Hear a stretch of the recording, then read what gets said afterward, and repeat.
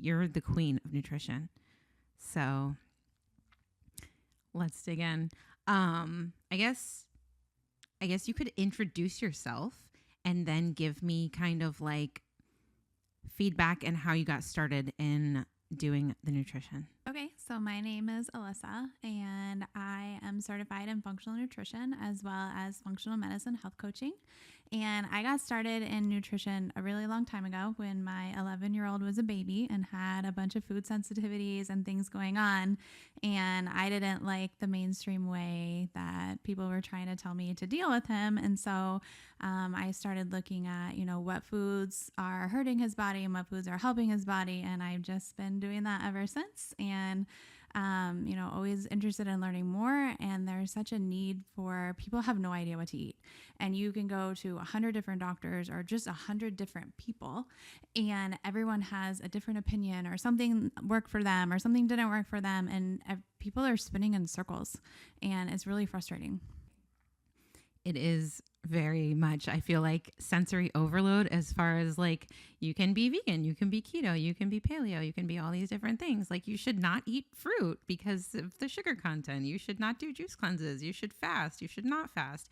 So like, we talk about this a lot, right? If wellness is a spectrum and you're here and everyone else is over here, what's the starting point look like for nutrition? I think the starting point is a little bit different for everybody because everyone is coming for a different reason. Sometimes it's someone has a diagnosis and they're like, oh my gosh, I don't want to take all these prescription pills. What do I do? So their starting point is a little bit different, and their motivation is a little bit different. If you have someone that wants to lose weight, oftentimes we see people are willing to do a short-term change, but in the long term, they don't necessarily integrate all of that into their lifestyle. And then at some point, they're kind of right back where they started because they go back to their old habits. And then you have moms who have kids with eczema or, different issues, and they're like desperate. And so they are more able or willing to integrate those things into the life of their family. Yeah. So you work with Dr. Waldo at Heal Thyself Institute, and you have been for quite some time. And so tell me, you get to see, because you work so closely in the practice, you get to see a lot of different things that he sees, a lot of different conditions, a lot of different symptoms. And I'm just curious if, to what extent do you make connections and your collaborations with him as far as the association between the food that people are consuming and the symptoms that they're presenting in the clinic? So we talk about food all week long, both to each other and to patients. If you have a kid coming in with ADHD, the first thing we're talking to parents about is food dyes. There's a really strong correlation between behaviors and food dyes, as well as gluten and dairy, and having that conversation with families. How often are they having those foods? Have they heard or thought about cutting them out? And then giving them tangible ways to do that. For some people, they need a slower process. They cut their gluten consumption in half. They, stop eating yogurt or drinking milk, but they're still eating cheese, different things like that as they kind of transition. Other kids just need it out as soon as possible. We need to get them on, whatever that diet looks like, quickly to relieve severe symptoms. And we talk about food to probably almost every patient that walks in our door. What would you say are like the top 5 foods that you're like, these need to go straight away, or top 3, or, whatever that number is?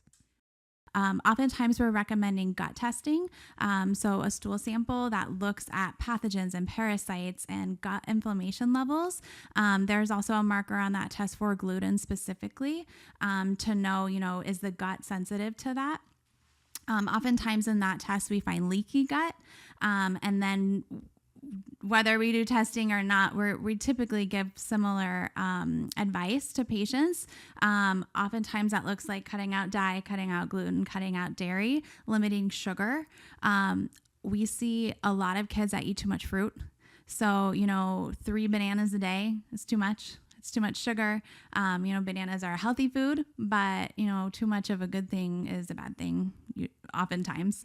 So we work with families, let's do 1 banana a day instead of 3 and start there. And then maybe in a couple of weeks, we'll do every other day and really limit. Fruit is a big one. And, fruit is healthy and, no one's going to deny that. But when you're feeding your kid a banana at breakfast, a smoothie for lunch, and, they're having blueberries or something with dinner, individually, those are all great things. That's a lot of sugar. And the gut can ferment that sugar. It can cause issues with the liver. There's just so many things that people don't connect or don't know to connect or realize that greatly impacts their kids' health. You've told me before that going into people's homes, literally going into their houses and helping them and hand-holding them and walking them through that process is something that you do. What does that look like? Like, you just roll up into people's houses?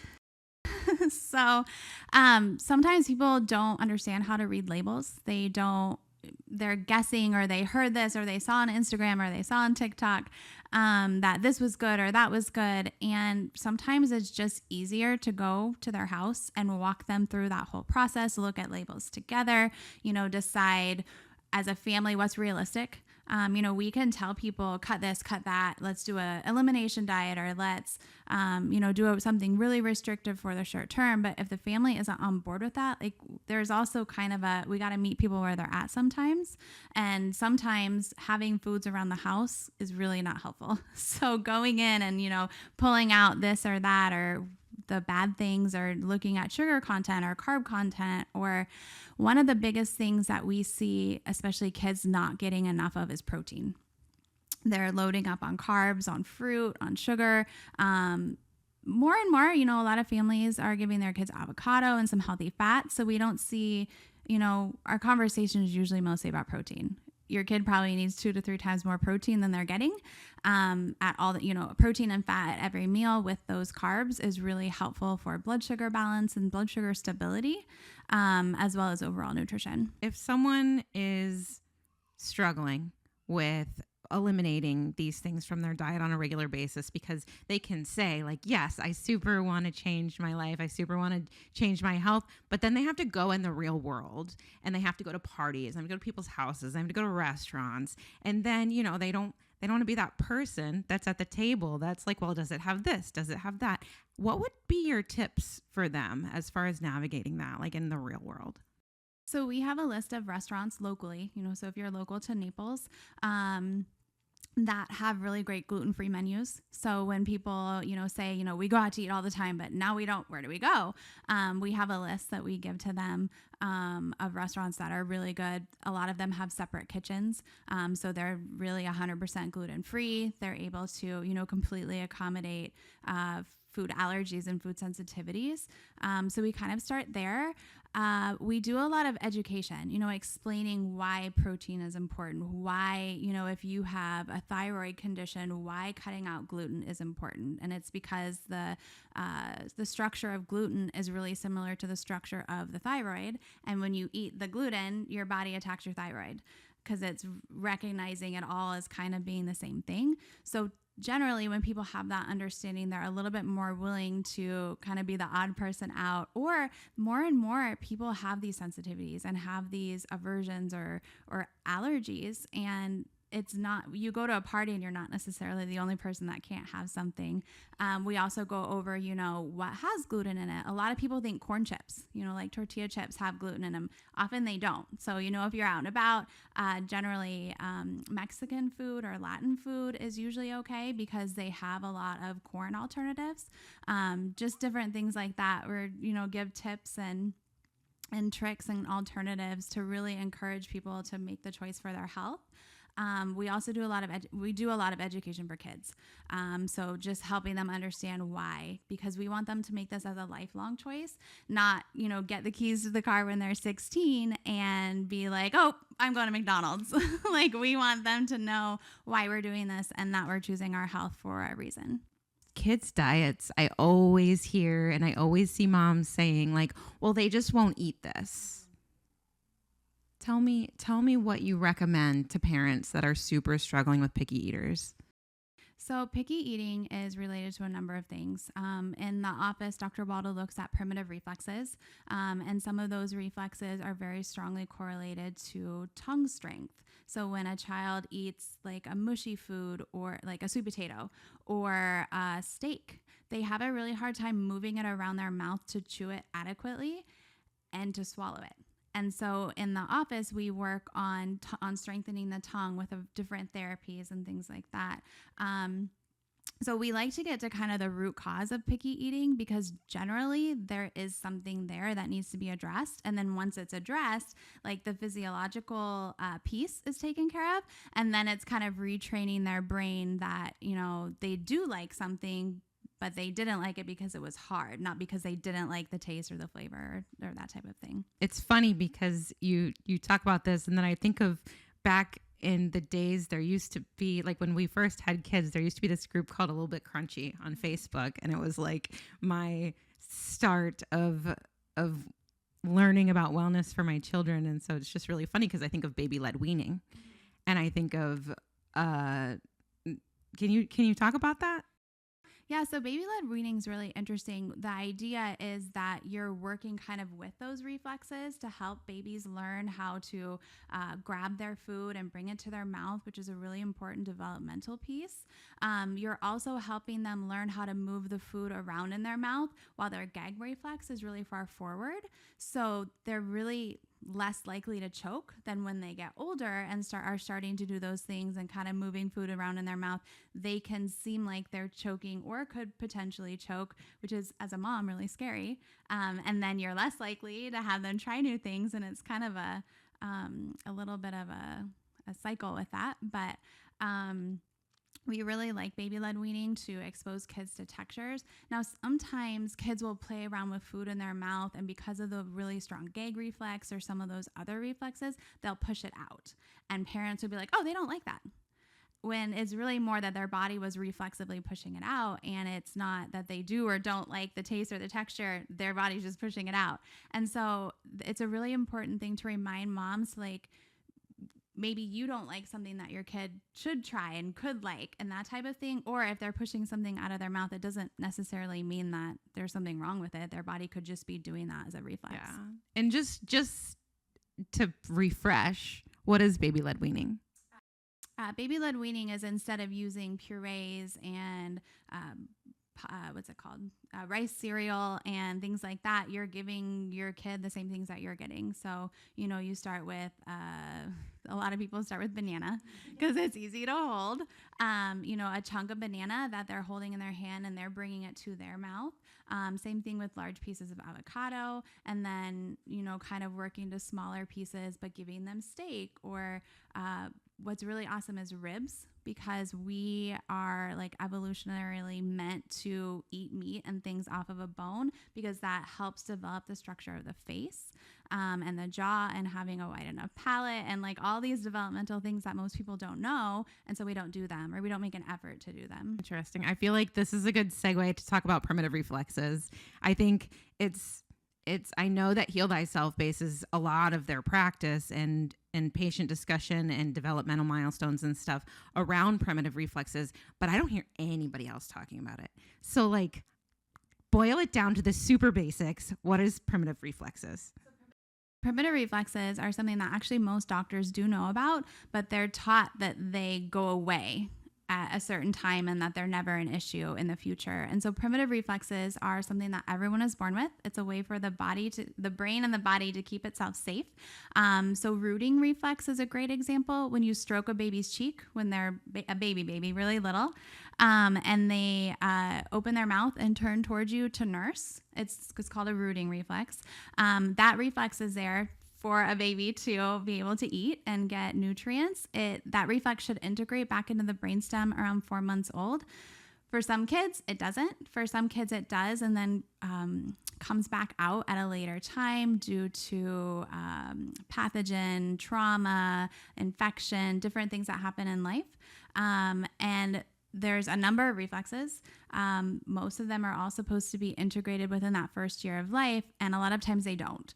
And so when they don't, they lead to a whole host of symptoms. A lot of symptoms of ADHD also are symptoms of retained primitive reflexes.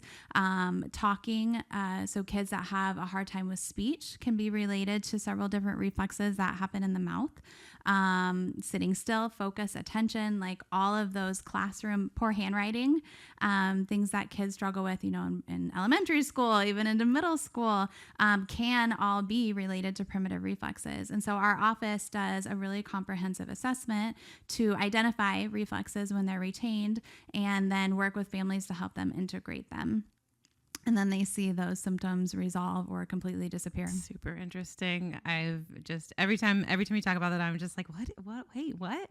I feel like there's like a whole separate podcast discussion just on primitive reflexes. But we'll go back to nutrition. Gluten. Okay.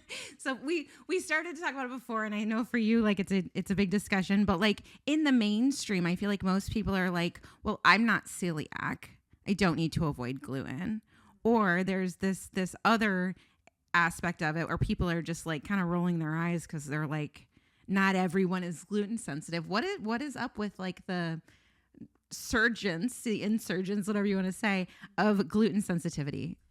So gluten sensitivity comes from a number of different things. And I think that's why it's so much more common than, say, dairy sensitivity or pick another food. Part of the issue with gluten is glyphosate. A lot of wheat is sprayed with chemicals and pesticides when it's growing or after it's been harvested to keep it safe or away from bugs or whatever they're doing it for. And that is a toxic chemical to the body. And sensitive people, especially people with any kind of diagnosis or things like that, can be sensitive to the glyphosate that's in wheat. So in bread or bread products. And then there's some people are sensitive to the fortification process. So most conventional wheat and some organic is fortified with vitamins B12, folic acid, and sometimes some other ones. And not everyone's body can handle those synthetic vitamins. And so it kind of mucks up their detox system and just makes them feel, have symptoms. It looks a little bit different for everybody. And then you have people that are, truly celiac. They have an allergy or an autoimmunity to those gluten proteins.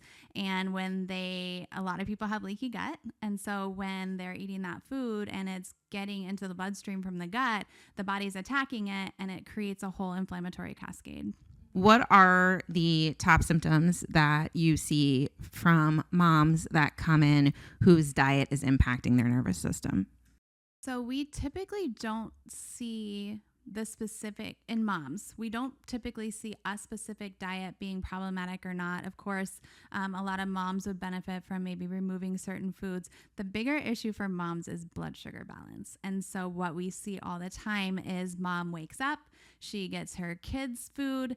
She may or may not eat herself. She's drinking coffee, which, coffee is fine. Coffee needs to be eaten or drank with some food.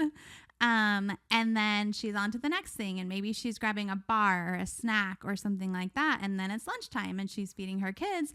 But maybe while she's feeding her kids, she's catching up on her phone or she's talking to a friend or she's cleaning the kitchen and she's not necessarily eating lunch again.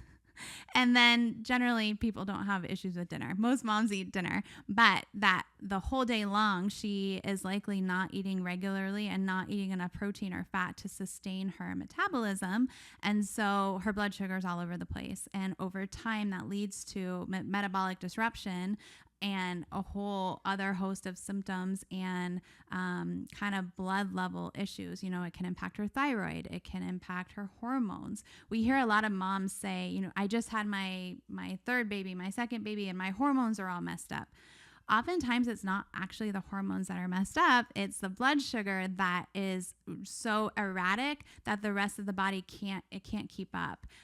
We see, moms that get POTS diagnoses after they've had a baby because their pressure has been disrupted because, they were pregnant and now they're not. And maybe they have a weak pelvic floor.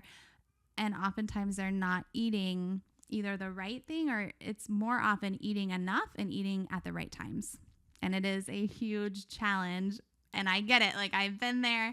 I still struggle with some of those things. Like, it's across the board. Most moms really struggle with that. And it's about encouraging them to value themselves and to just do what they need to do to eat, because it's really, really important, not just for now, but it's a long-term impact that they have when they're not eating, and they're showing their kids that they aren't eating. And so how do you get your kids to try new foods or to sit and eat, or any of the challenges that moms face with their kids when you're not eating with them, or you're just not eating at all, or you're eating a snack in the car while you're driving? And life is hard, and it's a lot sometimes, and there's a lot of things to do and places to be, but the food, just eating, is really, really, really important. Yeah, no, it's funny because, like, as women, I feel like we're just taught to put ourselves last and put everybody in front of ourselves. And I still, like, my kids are 13 and 11, and I still have to be like, it's noon. You need to stop working, and you need to go and you get something to eat and make sure that it has protein and make sure that it's healthy. And it is what is your advice to moms that are just like on the, like, I don't know, what do you want to say, like the hamster wheel of like life and all of the overwhelm? How, like, what are the tips?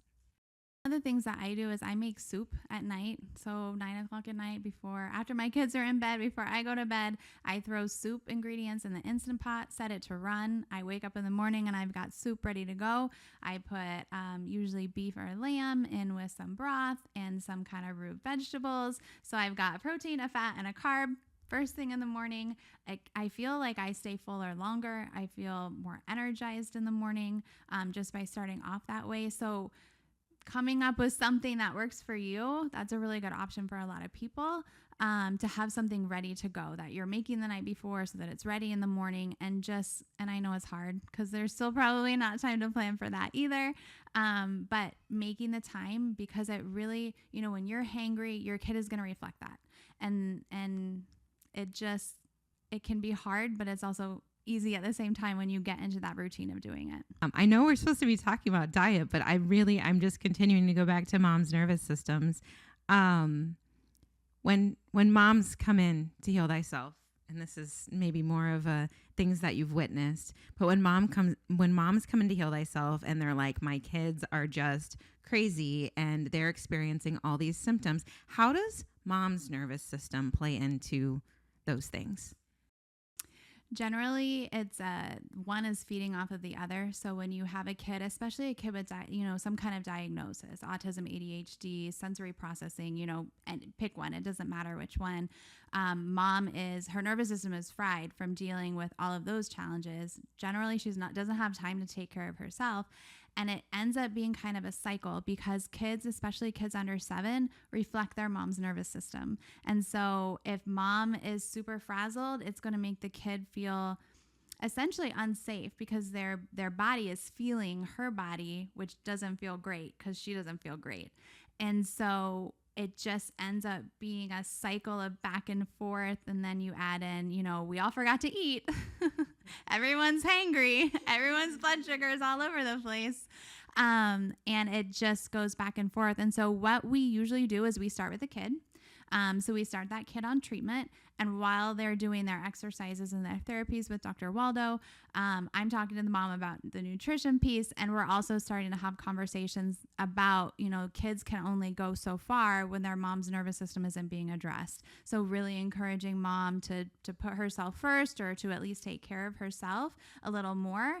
And usually the therapies start to work. So the symptoms start to lessen for the kid, which allows the mom to be able to breathe a little bit more and then start to put some of those practices in place. Oftentimes mom usually becomes a patient as well. So she starts getting adjusted.